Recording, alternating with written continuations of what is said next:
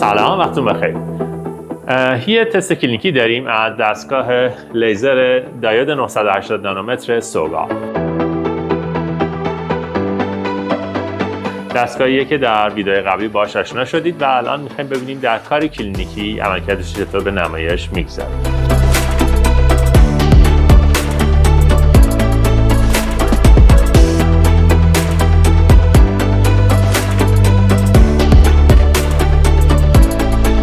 من از یک تیپ 400 میکرومتر استفاده بناس بکنم. تیپ 400ی که اینیشیتش کردم. در خصوص اینیشیشن صحبت کردیم، گفتیم ما زمانی که عمل کردیم مثل اینسیژن و برش و برداشت نیاز داریم، تیپ رو اینیشیت میکنیم برای اینکه تمرکز انرژی در نوک تیپ باشه و این تمرکز انرژی کمک بکنه که بتونیم برشمون رو به شکل راحت‌تر با انرژی دنسیتی کمتر به انجام برسونیم. مانی عزیز رو من براش BSC استفاده کردم. یه BSC موضعی رو داریم. بناس برای دندان‌های 4 و 5 برداشت بافت لثه رو انجام بدیم تا فضای کافی برای اتصال براکت رو بتونیم تامین بکنیم. یه جور اپیکالی پوزیشن فلپ هست، البته بدون فلپ بناس اپیکالی یه مقدار پوزیشن بدیم به بافت لثه‌مون با برداشتش به شکل ریزکتیو. اجازه بدید ناحیه رو ببینیم. اولین فاکتوری که باید بهش توجه بکنیم برای این درمان عرض لثه کراتینیزه است. من با 2 تا اپروچ میتونم این موقعیت لثه رو اپیکالی کنم. گاهی ممکنه به شکل ریزکتیو با برش بافت این هدف تامین شه. گاهی اوقات اگر عرض لثه کراتینیزه کم باشه و من نیاز به مثلا 3 میلیمتر برداشت لثه تو ناحیه داشته باشم، ناچار هستم از فلپ اپیکالی پوزیشن استفاده کنم. درمانی که خیلی پیچیدگی کار رو بیشتر میکنه و به همون نسبت پستاپ سخت‌تری هم برای بیمار ممکنه داشته باشه. اما خوشبختانه اینجا ما برای دندان‌های 5 و 6 که الان کاندید درمانمون هست، یه عرضی هولوش 5 میلیمتر برای دندان 5 و هولوش 6 میلیمتر برای دندان 6مون عرض کراتینایز داریم. خب این عرض کمک میکنه که بتونیم به شکل ریزکتیو برداشتمون رو انجام بدیم و وقتی میخوایم ریزکتیو کار بکنیم ساده ترین روش برداشت توسط لیزرهای دایود هست. ما اینجا فقط در واقع یه زمان کافی میخوایم برای اینکه بتونه براکت اپیکالی تر فیکس شه و معمولا وقتی این برداشت رو با لیزر انجام میدیم حتی به شکل سیم دی میشود براکت رو در ناحیه باند کرد و درمان رو ادامه داد. اینی که خیلی دوره در واقع انتظار بیمارمون نیاز نداره برای چنین شکلی از کار. خب من میخوام از لیزر دایود کمک بگیرم. مثل معمول مواقعی که میخوام اینسیژن داشته باشم، ترجیح خودم این هست که از مود CW Continuous Wave تابشم رو انجام بدم. یه توانی تو رنج تقریبا 2 تا 2.5 وات اون اوریجی هست که برای عموم اوقات برداشت بافت خیلی موثر میتونه برامون انجام بده. من الان از یه مود تابش ممتد استفاده میکنم با توان 2.2. میتونم توان رو اینجا اگر نیاز هست حالا تغییر بدم، اگرم توان مناسبه که با همین توان کار رو دنبال میکنم. در مورد لیزر سوگا صحبت کردیم، گفتیم یه مزیتی که وجود داره اینه که من مستقیما از روی خود همپیس هم میتونم توانم رو تنظیم بکنم. توان رو به شکل خیلی ساده میتونم همینجا کم یا زیاد بکنم و این فاکتوریه که کمک میکنه بتونم خیلی راحت‌تر کاربری بگیرم و اون ادجاستمنت هایی که حین کار ممکنه به شکل خیلی محدود بخوام انجام بدم و خیلی راحت همینجا از روی همپیسم به انجام برسونم.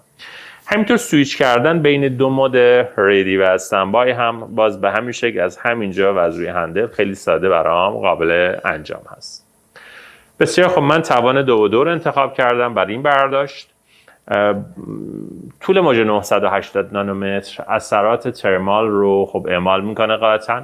برای اینکه اون زون دیهیدریشنمون محدودتر باشه من معمولاً کمک میگیرم از شستشوی همزمان که یکتا عزیز کمکمون میکنه این شستشو رو بتونیم داشته باشیم و خب به طب نیازمند یه ساکشن هم هستم. من ساکشن رو اگر حسد بگیرم یکتا جان. متشکرم. یه ساکشن ساده رو استفاده میکنیم و مستقیما میریم سراغ برداشت. شستشو رو نیاز نداریم به شکل ممتد، در واقع فقط اون مواقعی که احساس کنیم هیت رو تجمعش رو داریم هر شاید چند ثانیه یه بار یه شستشوی کوچک نیاز داریم که بتونه خنک بکنه اریامون. چون ناحیه خلفی میخوام کار کنم لازمه که کرو تیپم رو یه مقدار بیشتر کنم.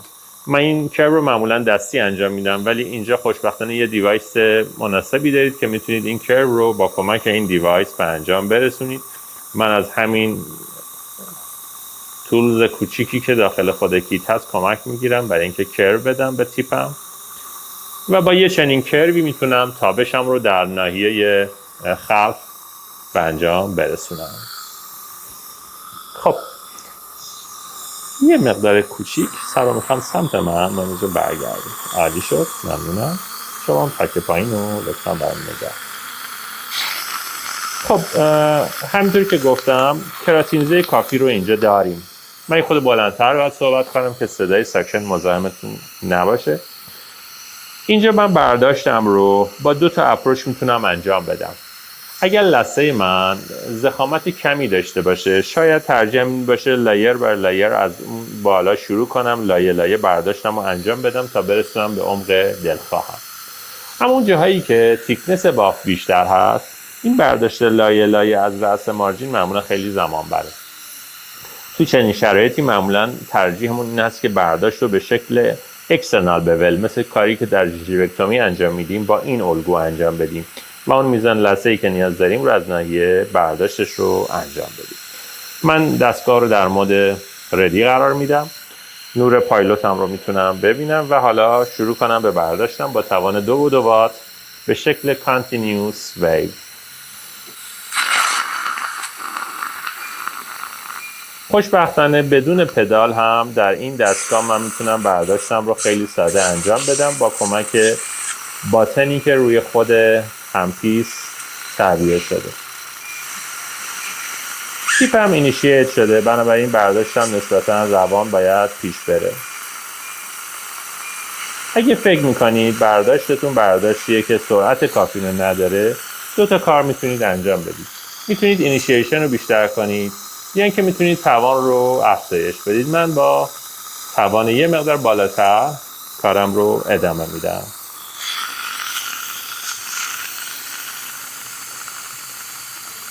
شستشو کمتر باشه که زمان بده حرارت کار خودش رو اینجا انجام.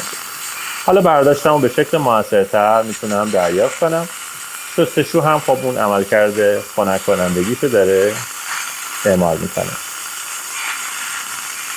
یه برش اسکالوپ میدم و حین این برش به این ملاحظه توجه دارم که کماکان یه عرض 2 میلیمتری از لثه کراتینیزم رو حداقل داشته باشم اینجا. خب برداشتم تو فاز اول کامل شده برای دندان 6. خیلی ساده میتونم این بافت رو الان دیتچ کنم. بافتی که دیتچ میشه خب دسترسی کافی رو الان فراهم کرده برای اینکه بتونیم براکت دندان 6 رو در موقعیت مطلوب فرم بدیم. اگر یه CL استاتیک مد نظر بود، من الان نیاز بود که مارجین لثه رو هم فرم نایف اج بهش بدم و خب قطعا اگر نیاز باشه اینجا موقعیت ناحیه لثه‌مون اینجا باشه، من باید برای این ناحیه به نوعی اوستوپلاستی هم انجام بدم. اما اینجا چون فقط هدف اتصال براکت و اکسپوژر بیشتر دندان هست و در واقع بناست که سوپراراپشن پیدا بکنه این دندون، به همین میزان بسنده میکنه. حالا میریم سراغ دندان دوم و همین برداشت رو باز به شکل اسکالوپ روی دندان 5 دنبال میکنیم. ملاحظه فقط همین هست که عرض کراتینیزه کافی رو در ناحیه داشته باشم در پایان برشم.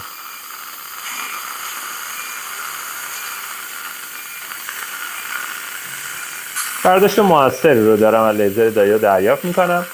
این برداشت توجهم اینه که سطح دندانم رو تاچ نکنم دیگه. وقتی اتصالم تقریبا به طور کامل دیتچ شده، از وسایل دستی مثل کورت یا مثل یه در واقع ابزار دیگر ممکنه کمک بگیرم برای دیتچ کردن بافتم.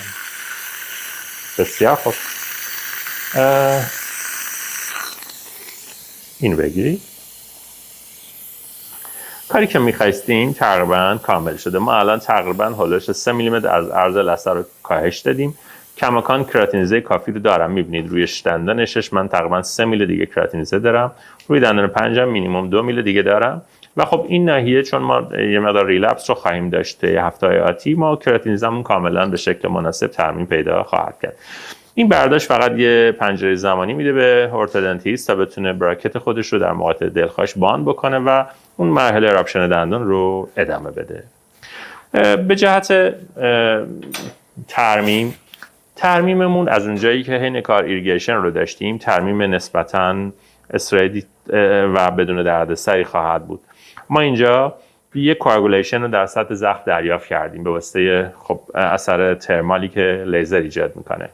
برداشتمون با مکانیزم ترمال وپوریزیشن انجام شده، بنابراین قطعا در لبه‌های زخم من یه زون دهیدریشنی رو دارم که در دوره ترمیم باید دوباره آب جذب کنه و دوباره به شرط عادی و نرمال خودش برگرده. این فاز برای این ناحیه شاید مثلا سولوش یه هفته زمان بخواد. تا این هفته اول بیمارمون ازش میخوایم که کنترل پلاک معمول رو داشته باشه. این ناحیه خب به طب یه مقدار ممکنه روزهای ابتدایی مثل هر زخم ترمال دیگری زرد رنگ دیده شه. یه نگرانی که معمولا مراجعین دارن و بعد براشون رفت بشه اینه که این زخم شانس عفونت نداره.